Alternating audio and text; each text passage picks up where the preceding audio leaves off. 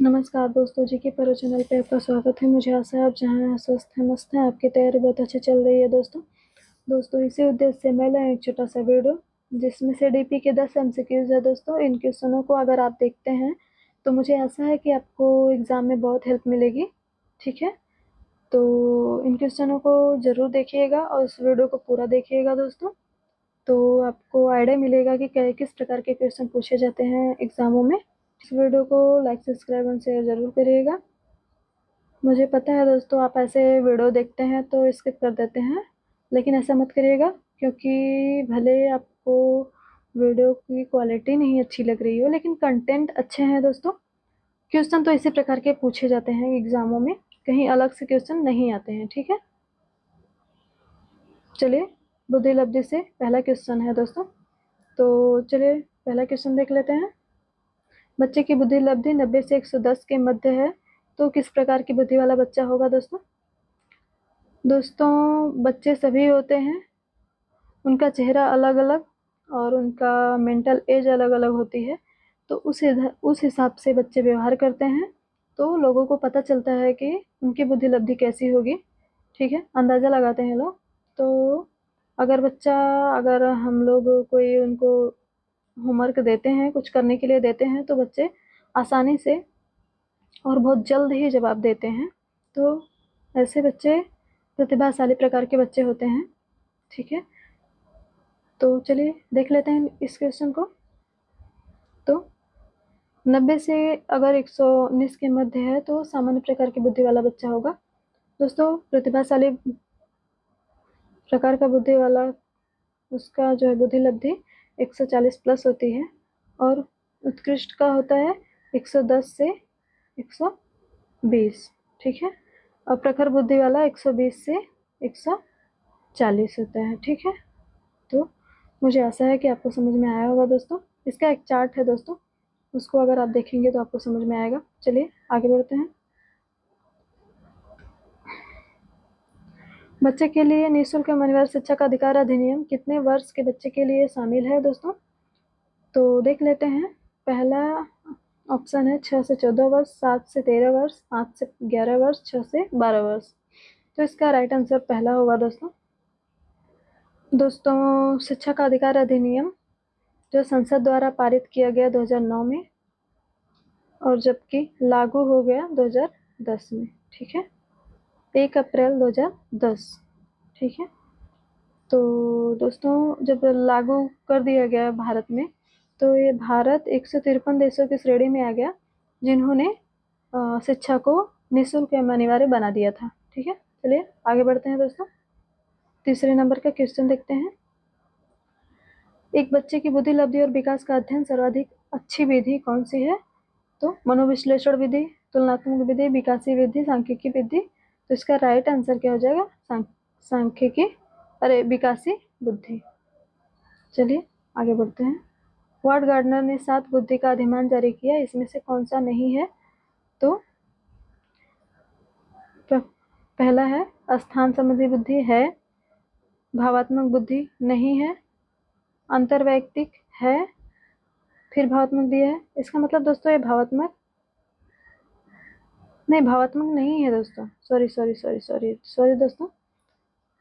स्थान संबंधी बुद्धि है, भावात्मक बुद्धि नहीं है, अंतर्वैयक्तिक है, और ये भावात्मक दिया है, तो इसका मतलब ये भाषात्मक होगा दोस्तों।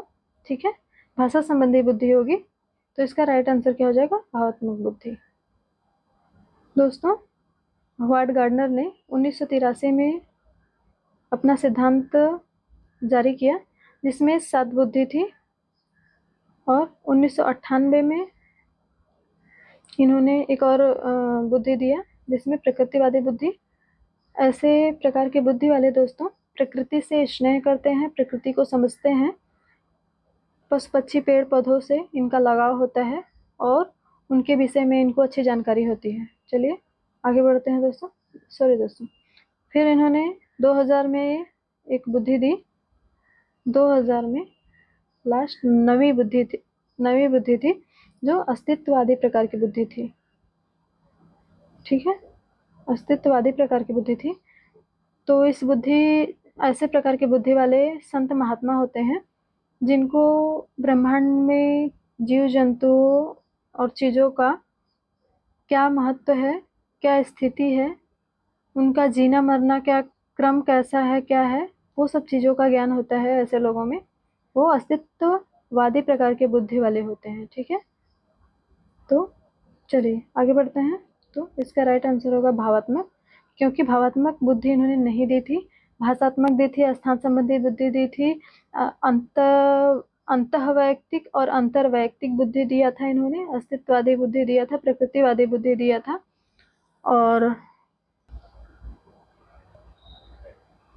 दोस्तों भाषात्मक बुद्धि, तार्किक बुद्धि, स्थानिक बुद्धि,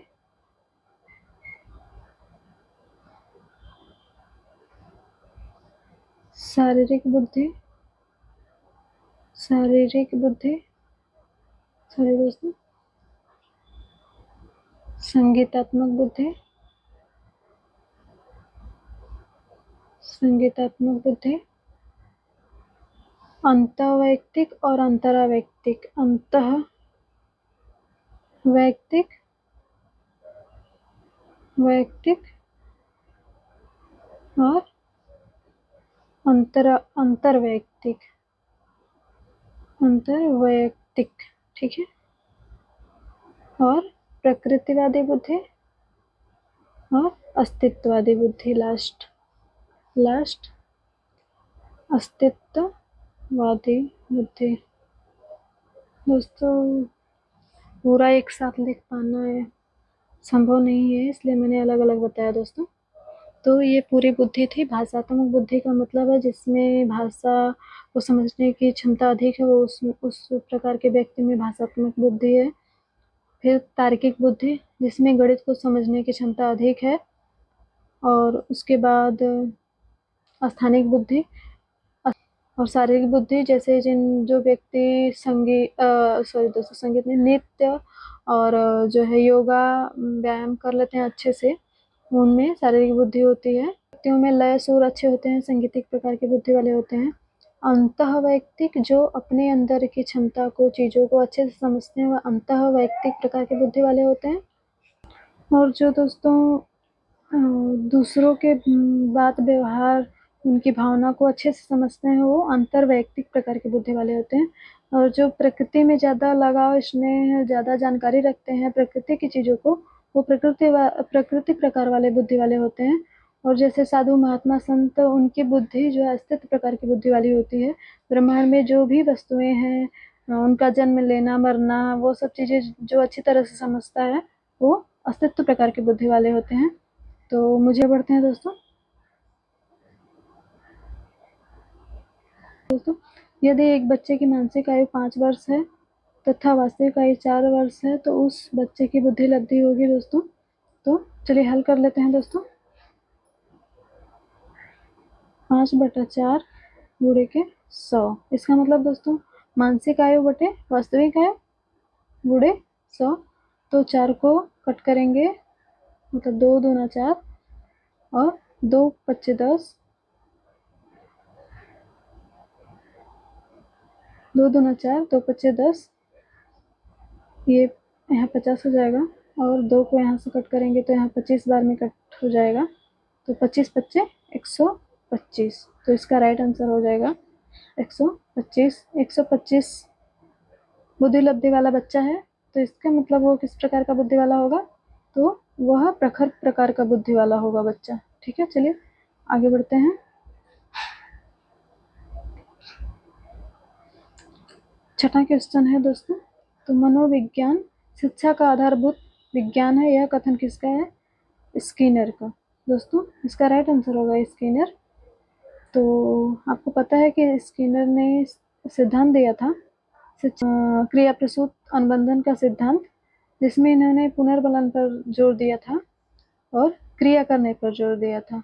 इन्होंने कबूतर और चूहे पर इनका प्रयोग था। ठीक है, क्रिया प्रसूत अनुबंधन का सिद्धांत इनके सिद्धांत का नाम था। चलिए आगे बढ़ते हैं दोस्तों।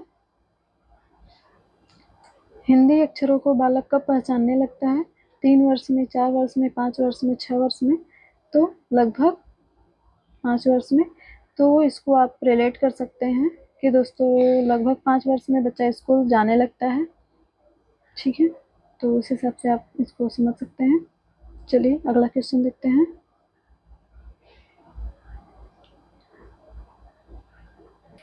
यह डिसऑर्डर है दोस्तों, अक्षमता है दोस्तों। एलेक्सिया एक प्रकार का डिसऑर्डर है जिसमें पढ़ने की अक्षमता, लिखने की अक्षमता, सीखने की अक्षमता, सुनने की अक्षमता। तो किस प्रकार की अक्षमता हो सकती है एलेक्सिया से? तो आपको पता होगा दोस्तों, एक शैम्पू आता है भी दोस्तों, लक्स। तो इसको हम कैसे जानते थे कि ये लक्स है? पढ़ते थे तभी तो जानते थे ना। तो इसमें भी वैसा ही साउंड आ रहा है एलेक्सिया में, तो उस हिसाब से आप समझ सकते हैं कि ये पढ़ने की क्षमता है, ऐसे रिलेट कर सकते हैं। तो दोस्तों एक लिखने की भी अक्षमता है दोस्तों, तो वो उसका नाम है डिस्ग्राफिया। तो उसको आप ऐसे जान सकते हैं कि ग्राफ हम बनाते हैं तो कुछ भी तो लिख लिख के ही बनाते हैं ना, पेन चलाते हैं ना। तो उस हिसाब से आप समझ सकते हैं कि वो कौन सी अक्षमता है, डिस्ग्राफिया, मतलब लिखने की अक्षमता। ठीक है, तो लेकिन ये क्वेश्चन है कि एलेक्सिया क्या है? तो ये एलेक्सिया है पढ़ने की अक्षमता। ठीक है, चलिए आगे बढ़ते हैं। पियाजे की औपचारिक संक्रियात्मक अवस्था किस आयु अवधि तक मानी जाती है? औपचारिक संक्रियात्मक अवस्था तो 11 से प्लस उम्र वाले, तो इसका राइट आंसर होगा 11 से 15 वर्ष। तो 11 से 15 वर्ष। ठीक है, तो संज्ञानात्मक विकास का सिद्धांत, तो विकास अवस्था का सिद्धांत भी कहते हैं। ठीक है, तो इसमें इन्होंने बताया है कि अवस्थाओं के हिसाब से किस प्रकार बच्चा सीखता है। तो उनका पहला स्टेज है संवेदी पेशी अवस्था। संवेदी पेशी अवस्था जिसमें 0 से ये है 0 से 2 वर्ष, जिसमें बच्चा अपने संवेदियों के आधार पे सीखता है दोस्तों। आप बच्चे को देखे होंगे, उनकी अनुक्रिया को देखे होंगे दोस्तों। तो बच्चे कोई भी चीज़ रहता है तो उसको छूने की कोशिश करते हैं, भाग के जाते हैं, देखने की कोशिश करते हैं। और जैसे जन्म लिया हुआ बच्चा माँ के गोद में रहता है तो वह उसको भूख लगी रहती है, तो वो अपना मुंह घुमाता है, जिधर उसको टच होता है उधर ही वो अपना दूध पीने की अनुक्रिया करने लगता है। तो उसका मतलब वह टच करके ही समझ पाया कि मुझे दूध यहाँ से मिल सकता है। दोस्तों 0 से 2 वर्ष होगा संवेदी पेशी अवस्था, 2 से 7 वर्ष पूर्व संक्रियात्मक अवस्था, 7 से 11 मूर्त संक्रियात्मक अवस्था और 11 से 15 वर्ष अमूर्त संक्रियात्मक अवस्था। ठीक है, चलिए आगे बढ़ते हैं। 10वां क्वेश्चन है दोस्तों, गर्भ में बालक को विकसित होने में कितने दिन लगते हैं? तो 150, 280, 300, 350 दिन। तो इसका राइट आंसर क्या हो जाएगा? 280 दिन। चलिए, मुझे आशा है दोस्तों कि वीडियो आपको पसंद आया होगा। तो इस वीडियो को सपोर्ट करिएगा, लाइक सब्सक्राइब एंड शेयर जरूर करिएगा दोस्तों। बहुत बहुत धन्यवाद दोस्तों इस वीडियो को पूरा देखने के लिए। Thank you.